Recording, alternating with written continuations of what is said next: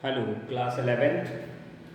हम लोगों ने कल पास्कल ट्रायंगल पढ़ लिया था, उससे वैल्यू निकालना सीख लिया था। ठीक है सर, इतना तो हमने समझ लिया था, आ भी गया था। अब हम लोग आगे की तरफ बढ़ेंगे और समझने का प्रयास करेंगे कि बाइनोमियल एक्सपेंशन और कितने तरीके के हो सकते हैं और उनको कैसे एक्सपेंड करते हैं। इन चीज़ों को समझ करके आगे की तरफ बढ़ेंगे। ठीक है ना, जनरल बात करनी है बिल्कुल एकदम। जैसे आपसे कहा जाए कि आप a माइनस एक्स का एक्सपेंशन लिखिए। हमने तो a प्लस एक्स की पावर n का एक्सपेंशन समझाया था, अब ये a माइनस एक्स आ गया। तो बेटा बहुत ध्यान से एक बार में समझ लीजिए, इस चीज को हम लोग ऐसे लिख सकते हैं कि नहीं, a माइनस को यहाँ प्लस बना दिया जबरदस्ती और बाहर ऐसे बैलेंस कर दिए। अब हमारा ये फर्स्ट टर्म हो गया और ये माइनस एक्स सेकेंड टर्म बन गया। फर्स्ट टर्म कौन हो गया, a, और माइनस एक्स क्या बन गया, सेकेंड टर्म। अब इसको एक्सपेंड करिए, N C zero, first term की पावर n और सेकेंड टर्म की power 0, N C two sorry N C one, A की पावर n माइनस वन और माइनस एक्स की power 1, N C two, A two की power n minus two और minus X की power plus two, N C three, A की power n minus three और minus X की power 3 and dot dot and dot dot. ऐसे यहां पे आएगा एन सी आर, ए की पावर n माइनस आर और माइनस एक्स की power r and dot dot dot N C N, A की पावर 0 और माइनस एक्स की पावर n। चेक कर लीजिए कहीं कोई दिक्कत नहीं। हमने क्या किया, हमने बहुत सिंपल तरीके से इसको लिखने का पैटर्न बदला। बस हमने जो पढ़ा है बेसिक को प्लस पढ़ा था, तो यहाँ जबरदस्ती प्लस बनाया, इसको यहाँ माइनस अंदर लिए, तो हमारा ये फर्स्ट बन गया, ये सेकंड बन गया। और फर्स्ट और सेकंड के अकॉर्डिंग जैसे बाइनरी में लिखते थे वैसे ही लिख डाली, इसमें कहीं कोई हमने परिवर्तन किया ही नहीं, उसमें हमने कहीं परिवर्तन किया ही नहीं है। जब हमने परिवर्तन ही नहीं किया है तो कोई दिक्कत वाली बात ही नहीं होनी चाहिए। अब ये एन सी जीरो ऐसे लिखा रहेगा, हाँ सर ऐसे लिखा रहेगा, ए की पावर n आ जाएगी, किसी की पावर 0, उसकी वैल्यू 1 हो गई, बात खत्म। यहाँ माइनस एक्स की पावर 1 है तो माइनस का एक बार गुना होगा तो बाहर माइनस निकल के आएगा, तो यहाँ माइनस लग जाएगा, N C one, A two की power n minus one into X, फिर एन सी टू, ए की पावर n माइनस टू और माइनस का दो बार गुना होगा तो प्लस रहेगा, प्लस इंटू प्लस प्लस बना रहा है, यहाँ एक्स स्क्वायर आ गया। फिर यहाँ माइनस आ जाएगा एन सी थ्री, ए की power n minus three x cube, क्योंकि माइनस का तीन बार गुना माइनस बाहर आ गया। तो मतलब क्या समझ में आया कि अगर बीच में माइनस होगा तो टर्म अल्टरनेट प्लस माइनस चलते हैं, अल्टरनेट प्लस माइनस चलते हैं। बस याद हो गया, बात खत्म हो गई, समाप्त, स्वाहा। इसको आप कंप्लीट कर लीजिए ऐसे डॉट डॉट करके आगे। अभी आर की वैल्यू अगर इवन होगी तो पॉजिटिव बन जाएगा, आर की वैल्यू अगर ऑड होगी तो निगेटिव बन जाएगा। ऐसे यहाँ एन की वैल्यू अगर इवन होगी तो पॉजिटिव बन जाएगा, ऑड होगी तो निगेटिव, तो डिपेंड करेगा एन के ऊपर, आर के ऊपर, इसलिए आगे हमने उसको नहीं लिखा है। तो मतलब मेन मोटा मोटा क्या समझ में, अगर बीच में माइनस होगा तो जैसे लिखते थे वैसे ही लिखना। अब ये स्टेप बार बार थोड़ी लिखनी है हमको, याद समझ लेंगे, बार बार खत्म। अगर हमारे पास बीच में माइनस होगा तो हम अल्टरनेट प्लस माइनस चलाएंगे, पहले प्लस का फिर माइनस का फिर प्लस का फिर माइनस का फिर प्लस का फिर माइनस का। अगर सारे माइनस होंगे, सॉरी दोनों प्लस होंगे तो आपको पता ही, और सारे माइनस की कोई बात ही नहीं करनी है आपको। चलिए ऐसे दूसरा एक्सपेंशन लिखने का और प्रैक्टिस समझते हैं। अगर आपसे कहीं ऐसे लिख के दे दिया जाए, क्या लिख के दे दिया जाए, 1 प्लस एक्स की पावर n, अगर इसका एक्सपेंशन लिख के दिखाइए तो यहाँ ए की जगह कौन हो गया, 1 हो गया। ए की वैल्यू कितनी होगी, 1। लिखने का पैटर्न वैसे ही यूज करेंगे, एक बार समझ लेंगे, बाद में अपने आप समझ में आ जाएगा। क्या लिखेंगे यहाँ पे सर, एन सी जीरो, 1 की पावर n, एक्स की पावर 0, एन सी वन, 1 की power n minus one, x की पावर 1, एन सी टू, 1 की पावर n माइनस टू, एक का square, dot dot N C r, 1 की power n minus r, x की power r, dot dot dot N C r n, 1 की power 0, x की power n। जैसे लिखते तो वैसे ही लिखा, कुछ नया नहीं किया हमने, ए की जगह 1 को चला करके पूरा एक्सपेंशन लिख डाला। अब आपने पढ़ा है ए की चाहे जितनी बड़ी पावर हो चाहे जितनी छोटी पावर हो, उसकी वैल्यू हमेशा तो 1 ही होती भैया। तो मतलब कांड होगा सर, इसकी वैल्यू 1 और इसकी वैल्यू 1, तो क्या आ गया है, N C zero into 1 into 1। देखो ये भी 1 हो गया और ये भी 1 हो गया। अगले स्टेप में क्या बन जाएगा, सिंपली एन सी जीरो बन जाएगा। ऐसे आई इसमें एन सी वन, ये वैल्यू 1 हो गई और ये x हो गई, ये एन सी टू, ये वैल्यू 1 हो गई और ये वैल्यू एक्स स्क्वायर हो गई, एन सी आर, ये वैल्यू 1 हो गई और ये एक्स की पावर आर हो गई, dot dot N C N, ये वैल्यू 1 हो गई और ये वैल्यू एक्स की पावर एन हो गई। जब इसको कैलकुलेट करेंगे NC0 1 into 1 तो NC0 बन गया, यहाँ NC1 आ गया, यहाँ NC2 आ गया, यहाँ NCR आ गया, यहाँ डॉट डॉट NC, सॉरी एक ही छूट गई NC1 x, NC2 x square, NCR x की power r dot dot NCN x की power n। This is the expansion of 1 plus x की पावर n। बना कैसे ये समझा दिया गया, इस तरह से बन के आया है। आपको याद हो तो यही करना है। अभी हम थोड़े बार बार इतना लिखेंगे, हम लोग वहाँ समझेंगे, टाइम थोड़े वेस्ट करना, मेरे को याद यही करना है। कैसे याद होगा देखना ध्यान से। NC0 से स्टार्ट करो, NC0 NC1 NC2 NC3 NC4 dot dot चल रहा है। यहाँ पर x की पावर 0, तो पावर जब 0 होती है तो उसकी कोई मतलब ही नहीं, बात खत्म। यहाँ एक पावर दो पावर, देखो जब 1 है तो एक पावर, यहाँ NC1 है तो एक पावर, NC2 है तो x स्क्वायर, NC3 है तो x क्यूब, NCR है तो x की पावर r, NCN है तो x की पावर n। मतलब बड़े आसान से याद हो जाएगा। अगर हमको कहा जाए इसका एक्सपेंशन लिखिए 1 प्लस x की पावर 5 का, क्या लिखेंगे sir? 5C0, 5C1x, 5C2x square, 5C3 x cube, 5C4 x की पावर 4 और 5C5 x की पावर 5। यहाँ रुक क्यों गए कि ये दोनों मैच करके रुक जाते हैं? 2 सेकंड में लिखिए, नहीं लिखिए। कैसे याद करना है? जब यहाँ 1 तो 1 पावर, 2 तो 2 पावर, 3 तो 3 पावर, 4 तो 4 पावर, r तो r पावर, n तो n पावर। बस शुरुआत NC0 यार, NC0 NC1x, NC2x square, NC3x cube, NC3x की पावर 4, NC3x की पावर 3, NC4x की पावर 4 एंड डॉट डॉट। याद हो जाएगा ना? This is very important, imported है, बिल्कुल इंपोर्टेड है। याद भी करना, समझदारी से लिख भी लेना। नोट करिए जल्दी पहले इसको, उसी के सापेक्ष आपको प्रसार लिख दिया। अब देखो इन बाइनरी कोएफिशिएंट की वैल्यू कहाँ से निकलेगी? पास्कल ट्रायंगल में निकाल के रख के आओ। इसकी वैल्यू 1 निकली थी, इसकी वैल्यू कितनी थी? 5 थी, इसकी वैल्यू कितनी थी? 10 थी, इसकी वैल्यू कितनी थी? ये भी 10 थी, इसकी वैल्यू कितनी थी? फिर 5 थी, फिर ये कितनी थी? फिर ये 1 थी, फिर ये कितनी थी? ऐसे देखो, ऐसे अगर ये 1 है तो ये भी 1 होगी, ये 5 है तो ये भी 5 होगी, ये 10 है तो ये भी 10 होगी। कैसे? कल प्रॉपर्टी बताई थी, आदि से तथा अंत से इक्वल डिस्टेंस वाले बाइनरी कोएफिशिएंट बराबर होते हैं। शुरुआत से पहला, अंत से पहला बराबर, शुरुआत से दूसरा, अंत से दूसरा बराबर, शुरुआत से तीसरा, अंत से तीसरा बराबर। काम ओके हो गया। मतलब 3 वैल्यू को निकालिए, बाकी की 3 अपने जेब में आ गई खट्टा से। अब इसको कायदे से लिखा है, कोई दिक्कत है नहीं। इसको ऐसे लिखते हैं 1 + 5x + 10x square + 10x cube plus 5x की पावर 4 प्लस x की पावर 5 आंसर। तो एक्सपेंड करना समझ में आया? कितना आसान हो गया। अभी जो फॉर्मूले हमको लिखना, अगर इसको हम कहते हैं इसको करिए तो आप पहले इसका होल स्क्वायर बनाते हैं, फिर उसको होल क्यूब एक बार बनाते, फिर दोनों को गुणा कराते, फिर सॉल्व करते, टाइम बहुत लगता है। बाइनोमियल याद है तो 2 मिनट में सॉल्व हो गया, 3 लाइन में आपका आंसर आ गया, 3 लाइन में आंसर आ गया। नोट करिए विधिवत 1 + x की पावर n का एक्सपेंशन याद हो गया होगा। अब ऐसे ही सीखेंगे 1 - x की पावर n का।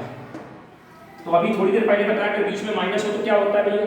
अल्टरनेट प्लस माइनस चल जाता है। तो ये लिखने की जरूरत थोड़ी ना, सीधे लिखिए 1 - x की पावर n का expansion NC0 NC1x NC2x square NC3x cube and dot dot, ये 1 - x की पावर n का। अब यहाँ पे साइन हम नहीं लिख पाएंगे क्योंकि इसके बारे में r की वैल्यू जब नहीं पता होती तो इसको ऐसे लिखना पड़ेगा NCR x - x की power r dot dot NCN - x की पावर n। क्यों? अगर ये इवन होगा तो पॉजिटिव होगा, अगर ऑड होगा तो निगेटिव। तो डिपेंड करेगा r के ऊपर और n के ऊपर, इसलिए इसका साइन बाहर नहीं निकाल सकते अभी हम, अभी नहीं निकाल सकते, बाद में तो जरूर निकाल सकते हैं। इसमें कोई दिक्कत 1 + x की पावर n का एक्सपेंशन 1 - x की पावर n का एक्सपेंशन याद हो जाना चाहिए, याद भी हो गया होगा, है ना? प्लीज नोट इट, विधिवत तरीके से इसको नोट कर लीजिए अपनी कॉपी पे, है ना? लापरवाही करके नोट कर लीजिए, जिस तरह से आप चाहें उस तरह से नोट कर लीजिए। यानी अब आप बाइनरी एक्सपेंशन करना सीख गए, इसमें कहीं कोई डाउट होना नहीं चाहिए आपको। यदि है तो अभी बता दें तो हम उसको डिस्कस कर लेंगे, है ना? हाँ जी। अब आइए सब क्वेश्चंस की तरफ पढ़ते हैं, क्वेश्चंस की तरफ पढ़ते हैं। मिटा दें क्या? हम इसे मिटा दें? यदि आप कहें तो हम इसे मिटा दें। आवाज नहीं आई अभी तक, तो हम इसे मिटाएं कि ना मिटाएं? मन से बोलिए, हम तक पहुंच जाएंगे। मन से बोलिए, हम तक पहुंच जाएगी।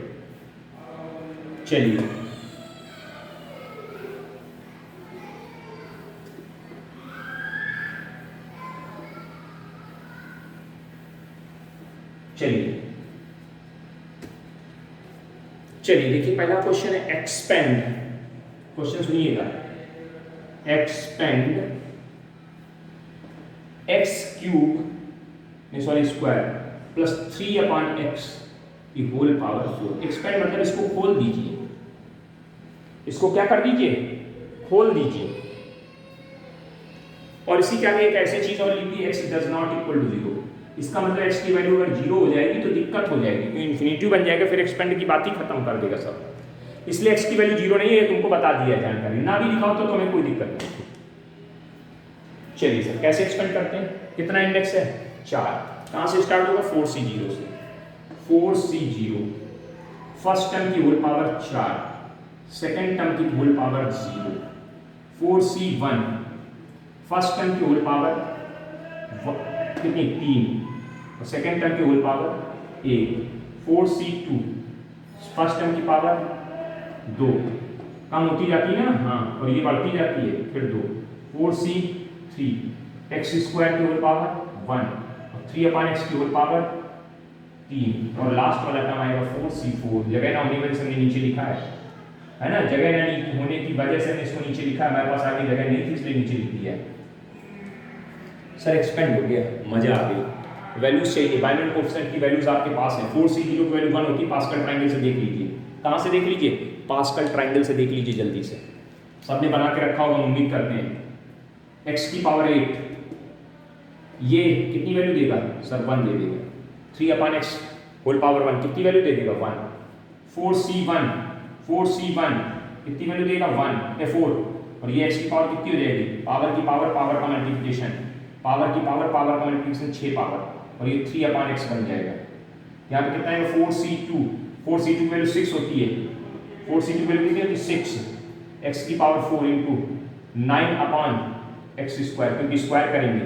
4c3 की वैल्यू, 4c3 की वैल्यू वही होगी जो 4c1 की होती है, इसकी वैल्यू भी 4 आएगी, और x की पावर 2, और यहाँ पे कितना आएगा 9×27 बटे x क्यूब प्लस 4c4 की वैल्यू 1 होती है, और x की पावर किसी पावर डी उसकी वैल्यू भी 1 हो गई, और ये कितना है 81 बटे x की पावर 4।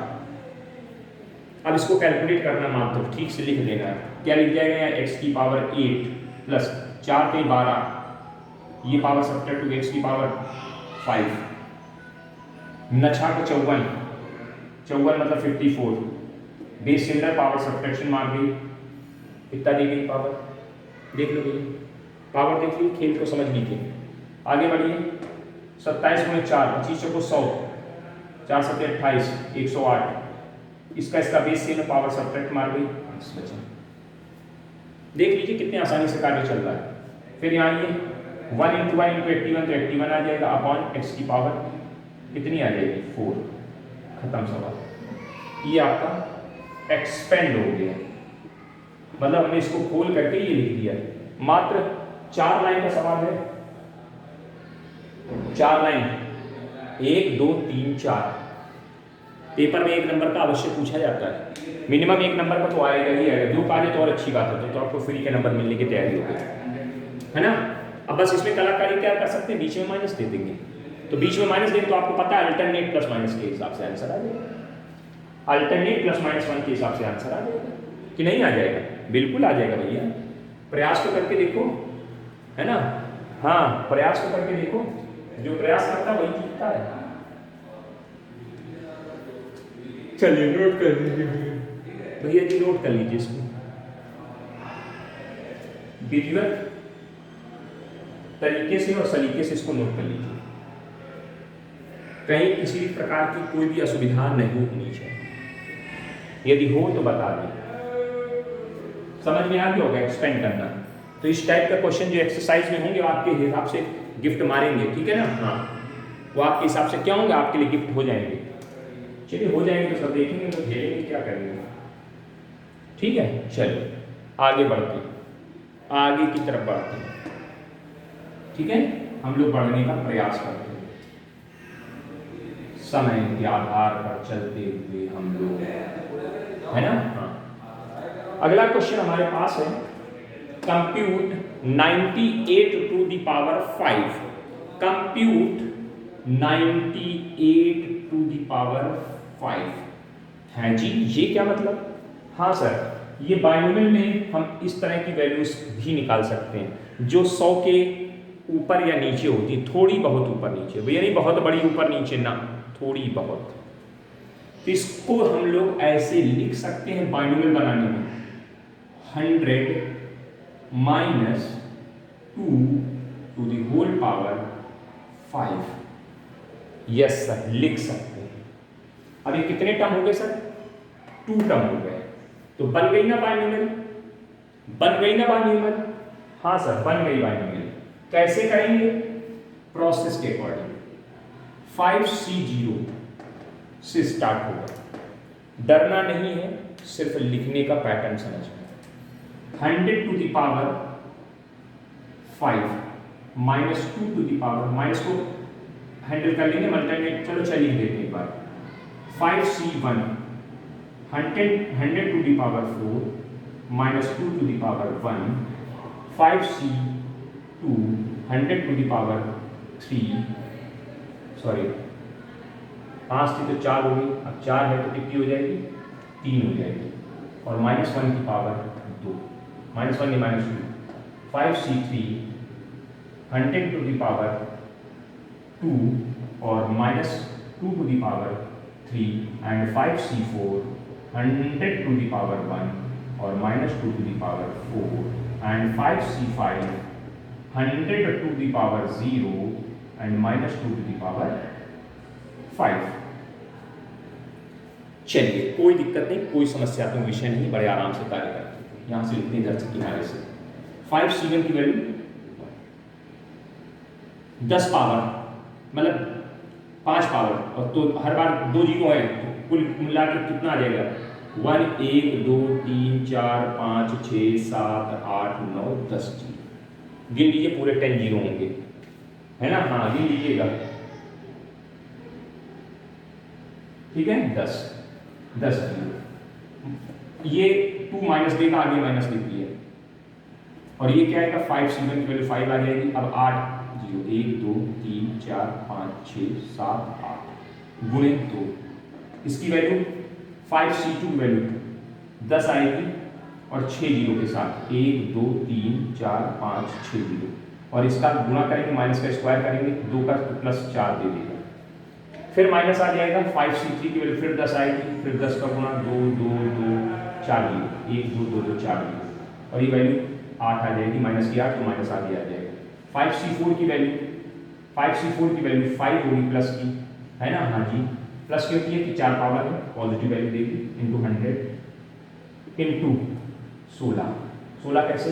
2 का स्क्वायर, 2 की पावर 4 में 16, फिर यहाँ फिर माइनस आएगा। 5C1 की वैल्यू 1 होगी, और किसी पावर जीरो उसकी वैल्यू भी 1 होगी, और यहाँ कितना आ जाएगा? 16 दूनी 32। चेक कर लीजिए सर। अब इसको बहुत विजुअल कैलकुलेशन करते हुए बात करते हैं। 1 2 3 4 5 6 7 8 9 10 जीरो, 5 दूनी 10, 10 तो ये हो गया, और 10 का गुणा इसके साथ होगा तो 8 जीरो यानी 9 जीरो बना देगा ये।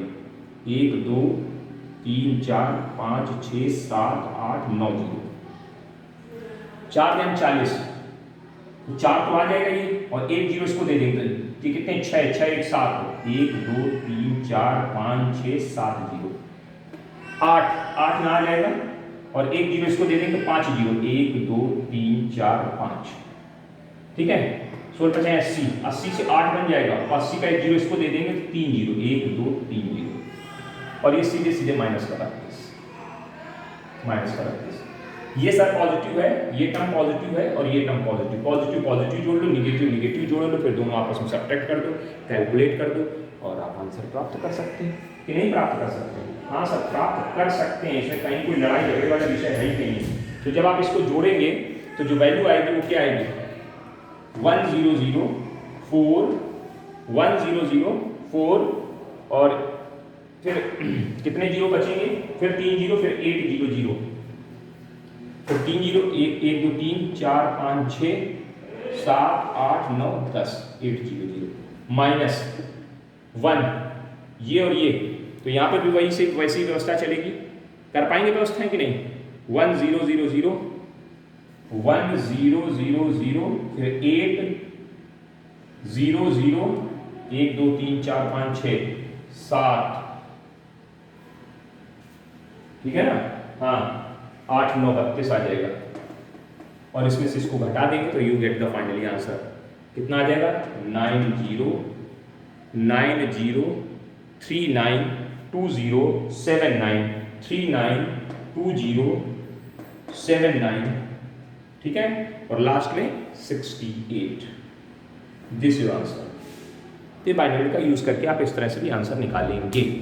तो इसमें कोई लड़ाई झगड़ा नहीं बेटा, बहुत आराम से, इत्मीनान से, धैर्य से, है ना, बड़े मन से काम करना है, आवश्यकता अनुसार कार्य करना है, कहीं कोई जल्दबाजी नहीं दिखानी है। अगर जल्दबाजी आप दिखाएंगे तो 100% प्रॉब्लम लेंगे, 100% आप प्रॉब्लम उठाएंगे, है ना। अगर आपको जोड़ने में दिक्कत है तो इसको ऐसे, एक पहले ऐसे लिखिए, फिर उसके नीचे इसको लिखिए, फिर उसके नीचे उसको लिखिए, लिख करके फिर जोड़ लीजिए। जल्दबाजी ना करिएगा, नहीं तो समस्यात्मक विषय बन जाएंगे। ये पॉजिटिव और ठीक है, सही है, पॉजिटिव सब सही है। हाँ चलिए देख लीजिएगा, कहीं कोई दिक्कत हो तो बताइएगा आपने। तो इस तरह से वैल्यूज निकाल सकते हैं आप लोग, कहीं कोई दिक्कत वाली बात होनी नहीं चाहिए, अगर है तो आप बताइएगा। ठीक सर, अच्छा हाँ, अब एक और बात समझ लीजिए, थोड़ी सी ज़रूरत है, आधार है, समझदारी दिखानी है, और उसके हिसाब से हम लोग थोड़ा सा आगे बढ़ेंगे। क्या करेंगे, इस चीज़ को समझ लीजिए। 1 + x की पावर n, एक्सपेंशन लिखा था ना, NC0, NC1x, NC2x², NC3x³, NC4x की पावर 4 एंड अभी लिखा था, थोड़ी देर पहले समझाया कैसे आया। इस टर्म का नाम बताइए T1, इस टर्म का नाम बताइए T2, इस टर्म का नाम बताइए T3, इस टर्म का नाम बताइए T4, इस टर्म का नाम बताइए T5। अब जरा इसमें एक चीज चलती है, अगर हम आपसे कहें कोफिशिएंट ऑफ, अगर हम आपसे कहें, इसमें ध्यान से जरा बात को समझिएगा, कोफिशिएंट ऑफ x की पावर 5 या x की पावर 4 या समथिंग कुछ भी आपसे इस तरह से बोला जाएगा, तो उस चीज को जरा समझने का प्रयत्न करिएगा कि किस तरह से बात करनी है इनको,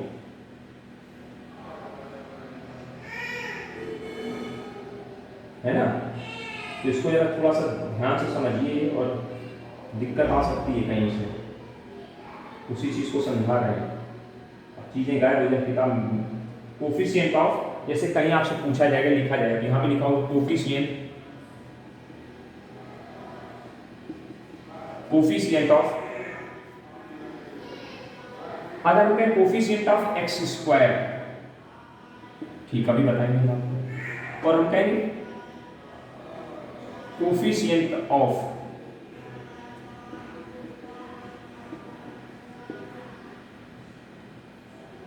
फोर्थ टर्म हटाइए, थर्ड टर्म ही लिखिए, थर्ड टर्म, एक एक करके बात समझते हैं। तो देखिए जरा x² का कोफिशिएंट, x² का टर्म ये, इसका कोफिशिएंट कितना है सर? NC2 है, ठीक है, हाँ सर है। और हम कहते थर्ड टर्म का कोफिशिएंट ऑफ थर्ड टर्म की बात कर रहे हैं, तो भी कोफिशिएंट NC2 ही है, थर्ड टर्म ये, इसका कोफिशिएंट NC2 ही है। मतलब हम क्या समझाना चाहते हैं यहाँ पे?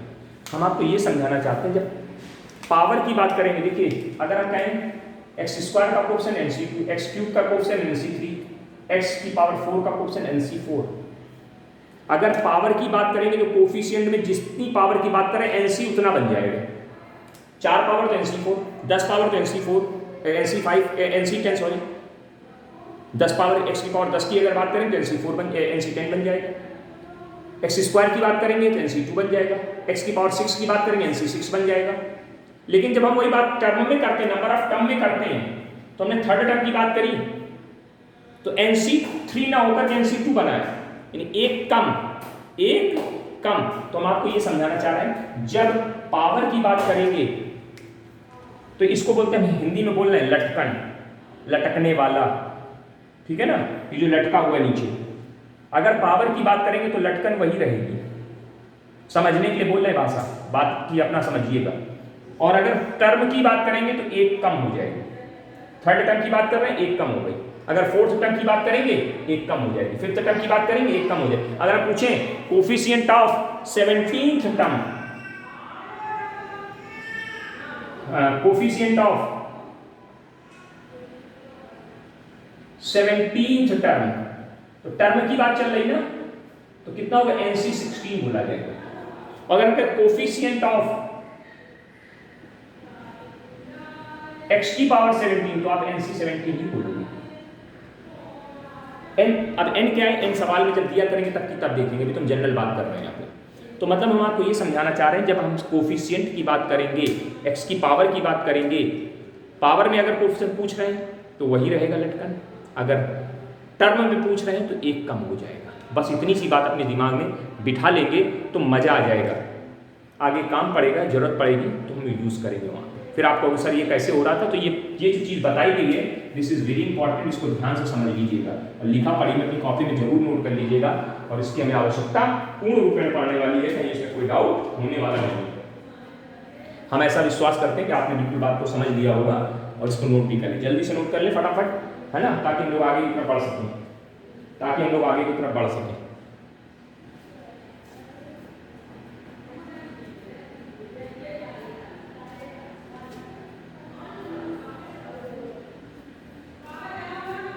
बढ़ सकें आगे की तरफ। नोट कर लिया होगा, उम्मीद है नोट कर लिया, ठीक है। तो चलिए यहीं तक रखते हैं, कंप्लीट करते हैं, आगे फिर मिलते हैं। तब तक आप इस टॉपिक को अच्छे से पढ़िए, this is very important topic, हर व्यक्ति को आना चाहिए, बहुत मेहनत करिए, बहुत आवश्यक वाली चीज़ है ये, बहुत जगह जरूरत पड़नी है, फिर बाद में आप पछताओगे अगर आप अभी नहीं पढ़ोगे। तो सबसे पहला काम, वीडियो को लाइक कर दीजिए, अटेंडेंस दे दीजिए और चुपचाप चले जाइए।